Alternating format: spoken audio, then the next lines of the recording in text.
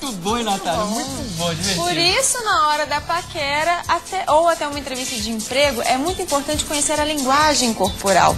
Você sabia que 65% da população fala que 65% de tudo que a gente fala é dito pelos nossos gestos, pela né? nossa postura, a Isso. verdade é essa, né? E quem vai nos ajudar nesse momento para explicar sobre essas expressões corporais é o Alessandro. Bom dia, Alessandro. Dia. Eu vou fazer já uma expressão para você. Sim. E eu quero que você me diga que expressão, o que representa isso. Eu posso levantar aqui agora? Na verdade é um improviso aqui, mas ok, obrigado. Você acha que eu não levante o celular?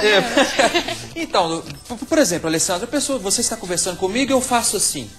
Olha, Elbert, ali está dando indícios, demonstra que você está um pouco resistente. Agora você abriu, você está disposto, você está ereto, então dá indício que você...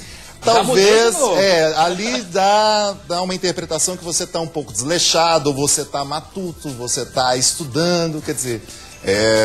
Tudo que a gente faz com o nosso corpo, além do que é verbalizado, como a Natália colocou, comunica. E tem que ter uma convergência entre o que a gente fala e o que a gente faz. Aquela máxima de que não faça o que eu faço, não faça o que eu falo, mas, quer dizer, esqueci o jargão, mas enfim...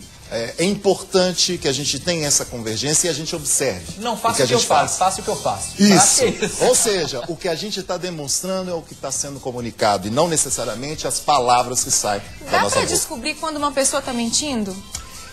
É complicado essa resposta, porque seria injusto eu chegar e falar para você, afirmar 100%, você está mentindo. Talvez você dê indícios que tem elementos de criação. Existe uma área do conhecimento chamada programação neurolinguística, que estuda o funcionamento do cérebro. Então, dependendo da forma como você faz, do olhar para onde você olha, você está dando indício que você está criando ou você está lembrando de algo acontecido. Então, se eu estou criando, há indícios de que eu estou mentindo. Agora, nunca é 100%, você está mentindo. Mas é complicado você afirmar. O inconsciente da pessoa, quando a pessoa mente, o inconsciente dá alguns sinais. Ele dá sinais. Olha pro lado, Sim. Então não consegue olhar nos olhos. Qual é o sinal mais aparente? O olhar. O olhar é expressivo. Eu quero que você me explique. Eu vou fazer um olhar aqui agora. Dá pra fechar aqui tudo. Hoje eu tô pegando todo mundo de surpresa, mas é assim mesmo. Vou fazer um olhar aqui, assim, por exemplo, uma expressão tipo assim, doutor Alessandro. O que eu poderia estar dizendo com os meus olhos, desse olhar fixo? Que você tá com bastante atenção. A informação está sendo aprofundada no ponto de vista de percepção, de recepção de informação. É um olhar expressivo.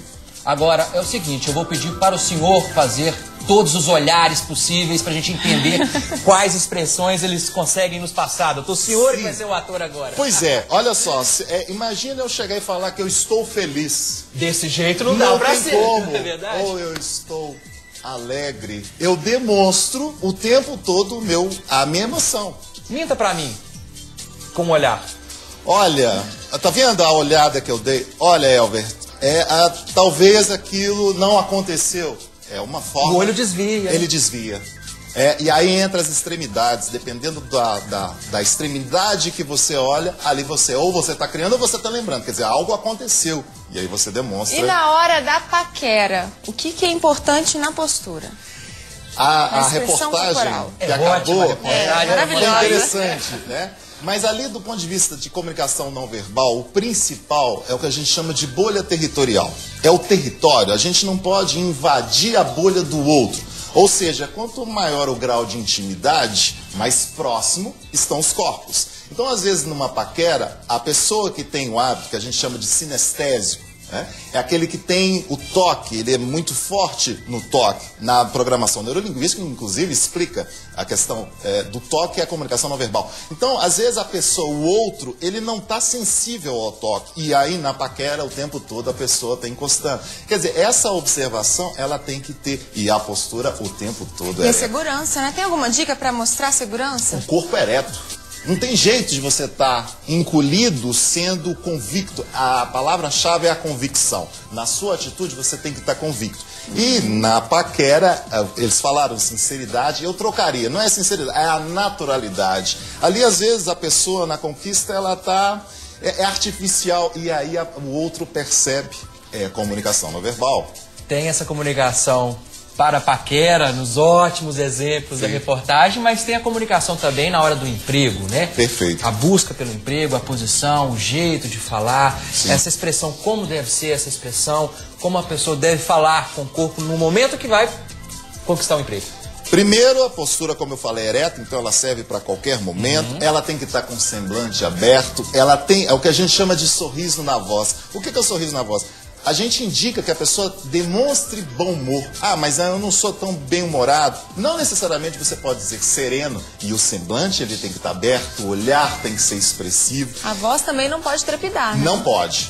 Tem que demonstrar convicção. E aí, gente, é treino. Não tem outra forma. Você tem as técnicas. No curso de oratória, por exemplo, que a gente trabalha lá na UNA, o tempo todo a gente enfoca isso. Nós temos que ter cuidado com a nossa forma e com o nosso corpo. Tem uma outra expressão também, Leonardo, Alessandro, me perdoa, que é muito comum da gente ver no dia a dia, que a pessoa fazer isso aqui, ó. Né? Demonstra que você está ou entusiasmado com algo que está por vir, ou análise. Você está analisando também alguma coisa. Um outro detalhe, né? Estralar os Isso eu dedos. faço muito. Tá vendo? É muito comum. A gente Nervosismo? tem que ter... Pode ser, há indícios, pode ser nervosismo. A gente nunca, como eu falei, pode falar, é isso. Não, às vezes você tem um mau hábito, por exemplo, de instalar. E não necessariamente toda vez que você vai instalar, né, instalar os dedos, você está demonstrando aquele tipo de informação. Agora pode demonstrar sim nervosismo. E quando a gente percebe que a pessoa não está com muita paciência de ouvir o que a gente está falando, quais são os sinais que ela dá? Primeiro, ela deixa de te olhar. Ela desvia o tempo todo. O corpo também. Ela começa a abrir a boca de sono. Com certeza o assunto está enfadonho, tá tendo algum tipo de fadiga na comunicação. Tem uma outra que eu faço no dia a dia, eu vou me levantar Perfeito. novamente. E o meu microfone soltou aqui, vou colocar, mas vai dar tudo certo aqui agora, no final. Por exemplo, a pessoa está falando comigo, eu falo assim, então tá. Ok? Então tá, ok, e saio. Assim, sabe? É normal, a correria que a gente tem no dia a dia, a minha cabeça tá coçando sempre.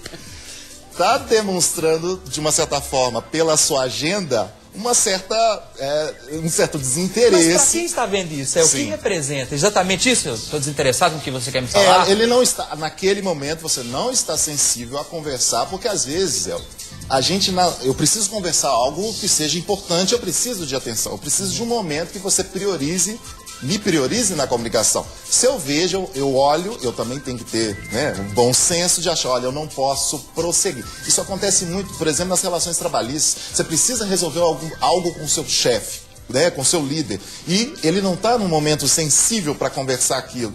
Tenha calma, tenha paciência, espere um momento. Qual a melhor postura para conversar com o chefe? Essa é boa, hein? Olha, primeiro, a gente tem que estar com o corpo sem estar cruzado. Não pode tremer, não pode ficar nervoso. Tremer como é que também faz? não há necessidade. Mas tem muito chefe bravo por aí. Ele tem, e você tem que entender as características dele. Então, às vezes você não vai falar coisas que poderiam ser prejudiciais. O chefe, por exemplo, líder e chefe, odeia ouvir problema. Quer solução, né? Ele quer solução. E as pessoas só chegam com problema. Então elas têm que chegar, olha, existe uma situação que ela precisa ser resolvida e eu tenho já uma possibilidade de solução. Isso já ajuda consideravelmente na hora da conversa. Com certeza.